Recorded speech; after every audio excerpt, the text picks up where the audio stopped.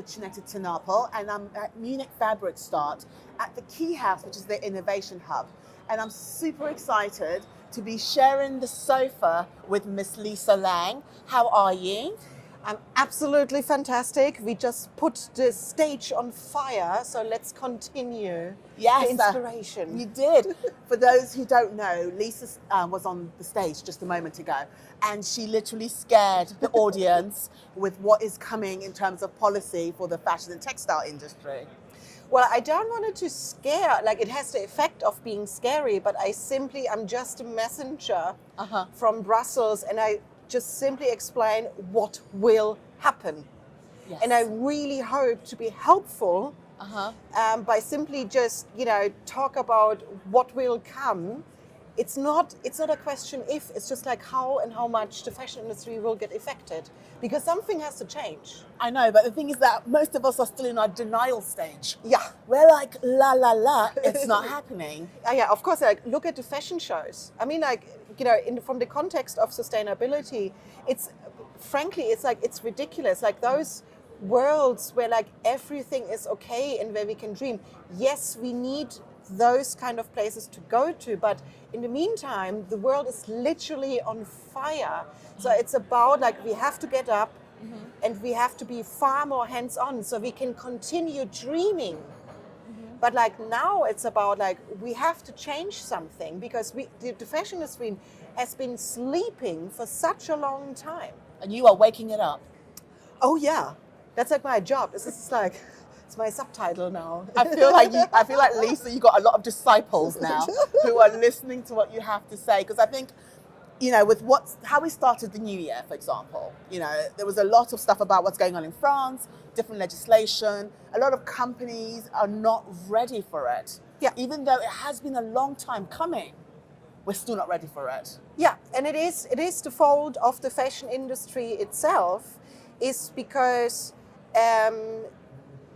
the industry itself is like, because like you work from season to season. So, and then you're always like on the brink of bankruptcy. It's like always, so if you're in an utter despair and an utter panic all the time, how can you innovate? How can you look at the bigger picture? So there is like a systemic issue in the fashion industry itself, because it's so fast from the outside moving, but so slow in production and preparation, and non-existent in like really systemic change. So basically, like the homework wasn't done. The other side also, of course, is like from a political and policy perspective, we on European and international level, we let the fashion industry behave and navigate the way how they did on an utter expense on the environment. And that's also like what has changed now is that especially the European government now has acknowledged culture creative industries, where fashion is a part of it, as an ecosystem. So that means they are on the radar of the policy makers and the politicians. And surprise, surprise, we looked at the numbers in the culture creative industries and saw fashion, fast fashion especially, in the fashion industry as like, they are one of the biggest polluters in the world. How did we miss this? So now it's because the European government has self-compliant decided that they will go net zero by 2050. So there is no time to, discuss or debate. It's like, okay, here are the numbers. You are far over the threshold. This has to change. I feel like the sheriff has rolled into town. Oh, yeah. on a horse named as policy. I'm just a messenger of the sheriff. Like, the legislation and like the people who will make it happen, they will come after me. I'm just simply the trumpet in before. It's like, just be prepared. And what makes you the great messenger? I mean, for those who don't know who Lisa is, you know the fashion industry well. You know the technology industry well. Yeah. You study photography. You're pretty much kind of a Renaissance woman. Oh, in that way. So you're not coming in and demanding change, because you know in a way where the industry is coming from, because you've been there. Yeah, I kind of like feel this is like going now full circle, because what maybe like 20 years ago, what was perceived to be a bug, like the fact that I have a technical degree and I have a design degree, and I worked in several in different industries, and then also started my companies in the threshold in between industries all the time. So, and it always kind of, on the one side, it enabled me to see the world differently because I was jumping back and forth, but also it kind of like, when you're like a true innovator, it makes you a little bit lonely. And also like, you know, like an alien. So like when I worked in the fashion industry, I was an alien. When I worked in the technology industry, I was a little bit of an alien. But now in the context of sustainability, it's like we need to bring all of the industries together because climate change doesn't stop and start at a region, in a city, in an industry, it's everywhere. So, and then with my ability and my love and dedications for those industries, this is, you know, I said that on stage, this is not about that like we, or like I want to destroy fashion. It's on the contrary. Yes. It's about we have to change the fashion industry who hasn't changed for a very long time and just has to follow suit as all of the other industries have gone through that process. And in the context of climate change, they just simply have to follow suit. And these days also it's like, who wants to be a part of destroying the world? That's true. So, but we are trapped in the system everywhere, and especially the fashion industry is now has built a system which is very difficult to change. So I want to acknowledge that a lot of companies, a lot of brands, a lot of, you know, people working in the industries, they really want to change. But it's so difficult because the supply chains, the lack of digital skills, the lack of transparency everywhere, and also culturally, the inability of collaborating and working with people. Yes. These are all of the skills you need to change the system. And that there's a huge lack in that, and we just have to adapt very quicker, far more quicker. Yeah. I think adoption is taking too long. Yes. I think the industry, like you said, hasn't got the skills in order to kind of move and change the way they're supposed to. Yeah. And I know last year you went to COP27 and you brought fashion along with you. We went to COP27 I wasn't going to name drop that I went to, but because it's all about you. But you managed to bring UN to the conversation. You partnered up with them and you brought fashion to the stage. I mean, how did that go? So I think it's a really good example of like how to generate systemic change. Because with Climate KIC, we are part of the secretariat of UNFCCC, which is the body of the United Nations who organizes COP. So COP is like the biggest sustainability event in the world. It always is in a different part of the world, so it's traveling. And last year it was in Sharm el-Sheikh in Egypt.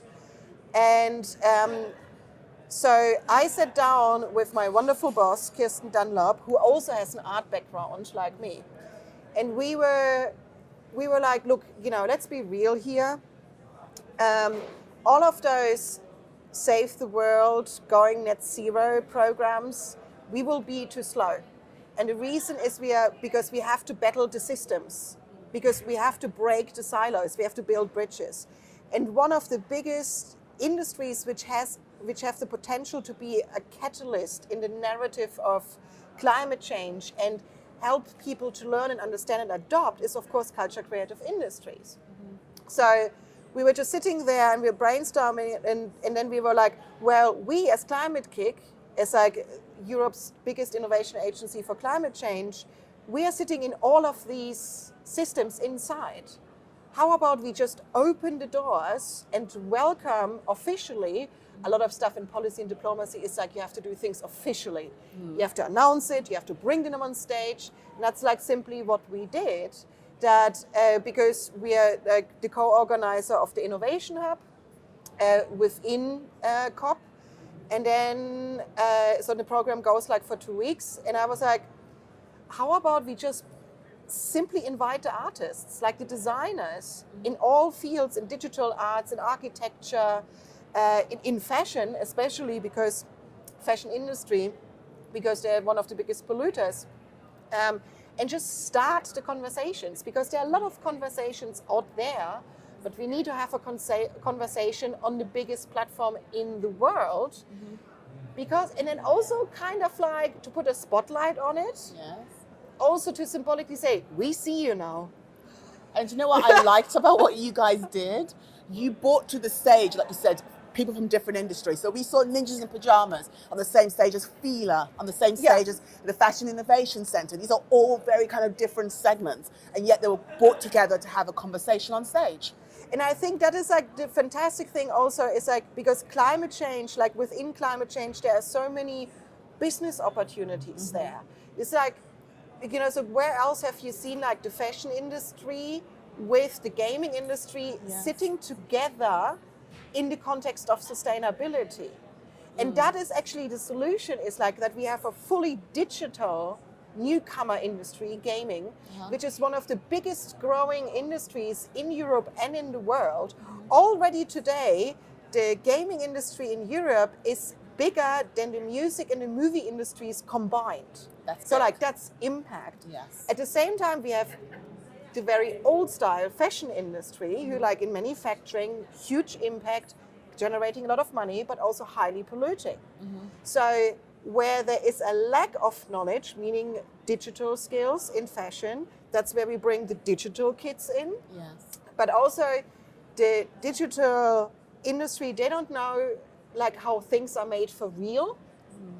But that's what the fashion industry is. So like we just brought it together and like started a conversation. Is like, how can we do this? And actually the funny thing was, when we started to talk with Fashion Innovation Center, it's like, yeah, we've been doing this since years. And by the way, for years, because it takes years, we've been working on bringing Ninjas in Pajamas, which is like one of the world's biggest associations for professional gamers. Yes. I didn't know that. Like Neither I did learn on my learned job that at every day. It was one of the lessons that I learned when I was there. Yes. And Fila, we've been working with them together to develop a new product called, you know, the Open Connector. So it's like digitizing clothes, but like, so for me, from a policy perspective, it was, this is trackability, traceability. This is like supply chain knowing, and they're like, we're making a game out of it. And I'm like, that is so brilliant. It's because, you know, policy is boring. So like we have to gamify it. We have to like make it adaptable. And of course, you can play games and be sustainable. You should be able to wear clothes and feel good and sustainable. So of course we had to throw them all together. And events like COP are fantastic on creating a room where people can start to tell stories and listen to stories and meet. And that's where real change happened. Yes. And that's like simply what we did. Also, as a very strong signal that officially this was the first time last year, but it also means it's a very strong signal to the entire culture creative industries in the whole world. This is your place. You can go there. And I'm so excited for the next COP that there will be more. There will be bigger, because we opened Pandora's box. The door is open now. Once it's open, we cannot close it. No. But what do you think about trade shows? What can we bring to events such as this offered by Munich Fabric Start to educate those who attend and those who, so that they can understand all the kind of legislation stuff that's coming? What can we do? I think it's like, because like traditional trade shows, like before the internet, they were always a place to meet. That's where all of like, you know, the salespeople, the engineering people, the designers, that was your place to go to like hear the gossip, to meet people, to make business deals, and to learn from each other. Yes. And I think it's now like, of course, you can get like information and everything from like the internet, but like going back to the core of a trade show, using it as a platform to like, again, having like the technical people and the designer people and the market and industry people meeting. So it's kind of like going back to like the core of a trade show, but like making exactly that relevant again. It's like, so like I want to see far more policy people here. Yes. I want to see far more sustainability people here.